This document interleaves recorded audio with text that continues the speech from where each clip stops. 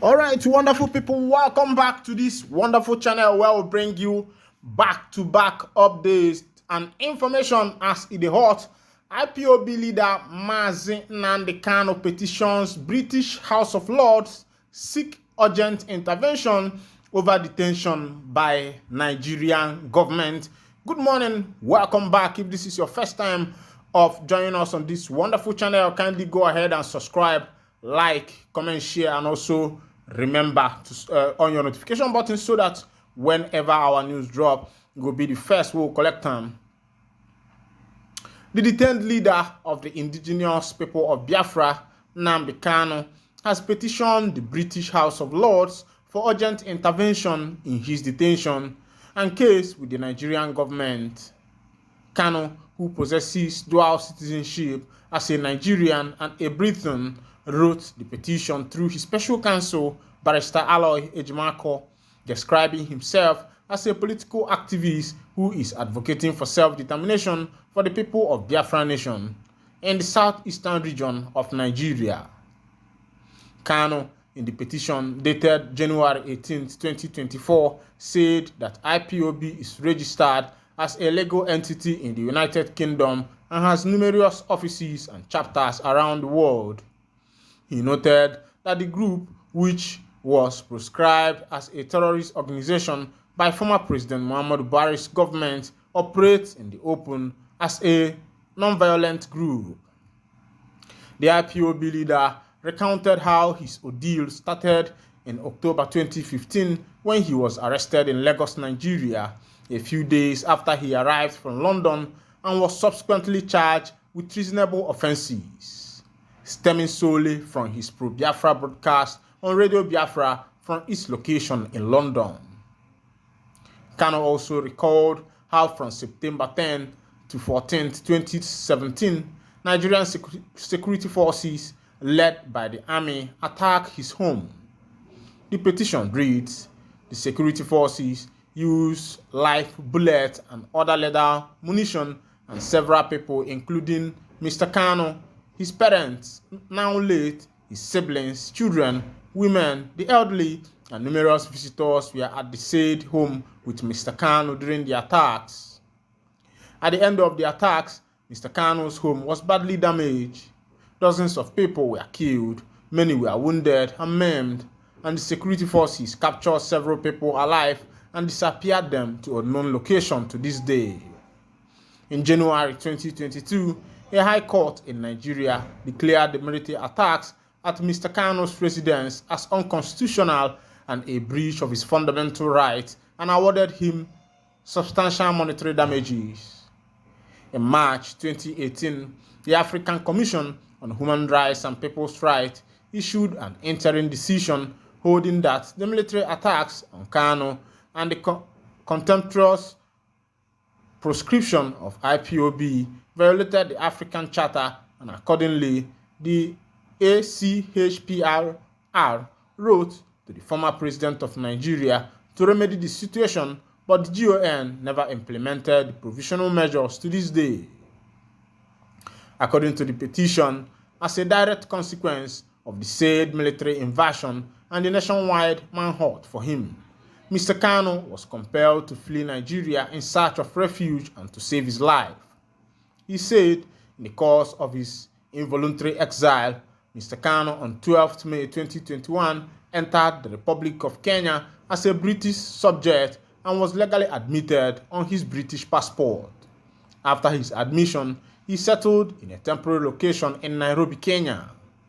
After failing in the objective of killing Mr. Kanu during the September 2017 military operation against him and be aware that he had taken refuge in Kenya, security forces of the GON hastily pursued Mr. Kanu to Kenya and laid in wait and ambushed him. On June 19, 2021, Mr. Kanu drove himself to Jomo Kenyatta International Airport, Nairobi, Kenya, on a personal errand.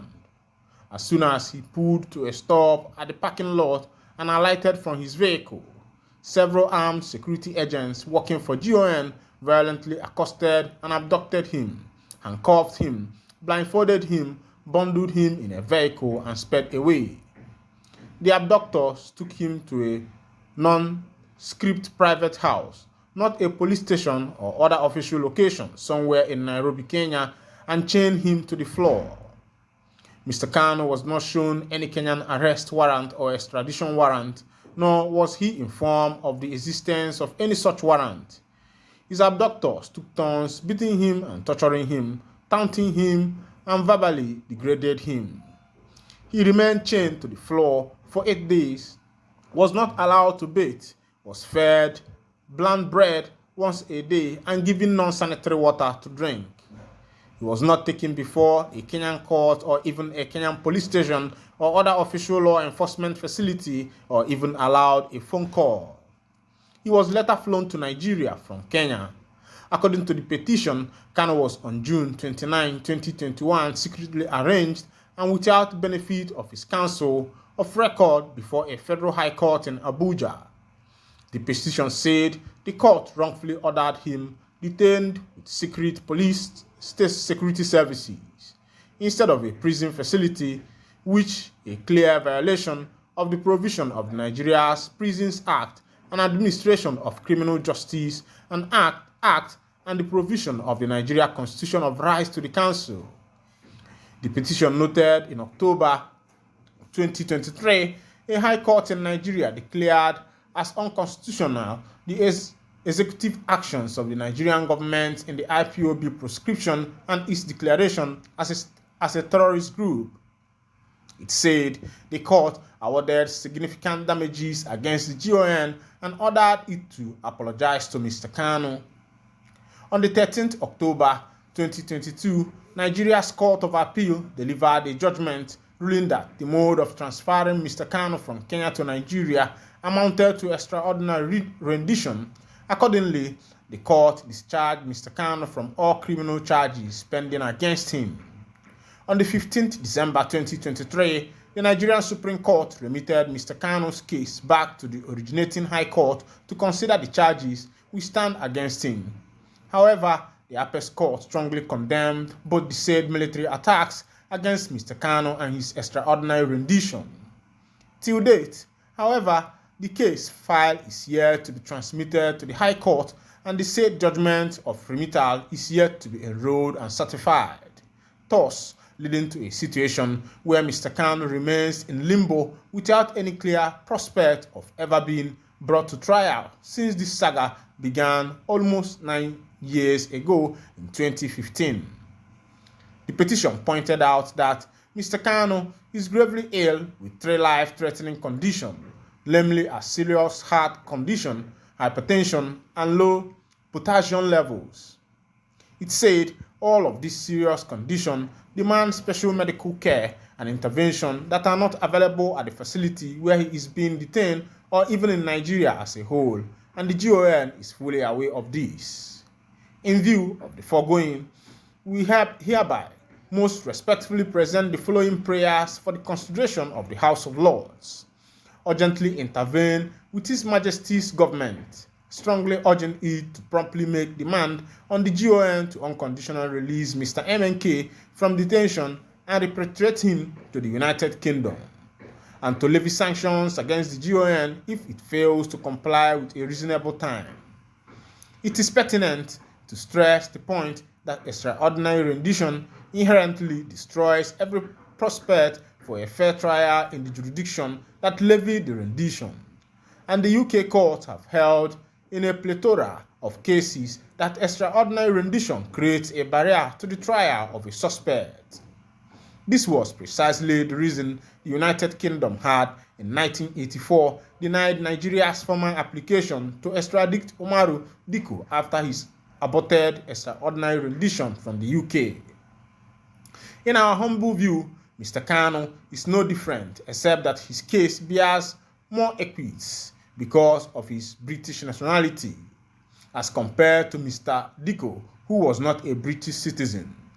Additionally, extraordinary rendition by itself a form of torture that should shock the conscience of the Parliament, especially when considered together with the actual physical torture levied on Mr. Kanu by agents of the GON in Kenya and the solitary confinement to which Mr. Kanu has been subjected to in Nigeria since 2021. It is settled that torturing a British citizen overseas triggers the universal criminal jurisdiction of British courts. In an alternative to above, your lordship are prayed to promptly intervene with His Majesty's government, strongly urging it to make binding proposals to the GON to agree to conduct Mr. Kanu's trial in the United Kingdom.